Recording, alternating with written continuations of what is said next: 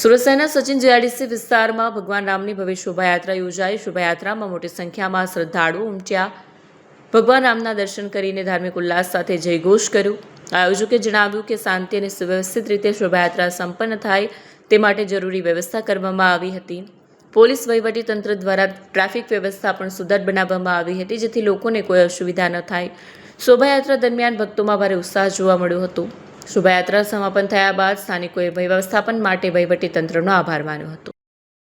જી sir, આજ રોજ રામનવમી નિમિત્તે જે શોભાયાત્રા સચિન જીઆઈડીસી કાલી માતાના મંદિરથી રવાના થઈ હતી તે ત્યાંથી થઈ સચિન 4 રસ્તા અને જીઆઈડીસી નાકા, ત્યાંથી ઊન પાટિયા અને અત્યારે સના મિલથી પસાર થઈ ગઈ છે।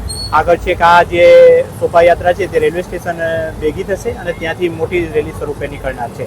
અત્યારે બેસ્તાન સચિન જીઆઈડીસી વિસ્તારમાં પૂરતો બંદોબસ્ત રાખેલો છે। સર, કેટલા કોન્સ્ટેબલો, કેટલા પીઆઈઓ અને કેટલા અધિકારીઓની હાજરીમાં થઈ? અત્યારે ટોટલ 150 કર્મચારીઓ, 10 પીએસઆઈ, 4 પીઆઈ અને 2 એસીપી અને 1 ડીસીપીની હાજરીમાં બંદોબસ્ત રાખવામાં આવેલો છે। આ રેલીમાં આશરે કેટલા લોકો જોડાયા છે? આ રેલીમાં આશરે 300 થી 400 લોકો, 15 થી 20 રિક્ષાઓ અને 150 થી 200 બાઇકો જોડાયેલા છે।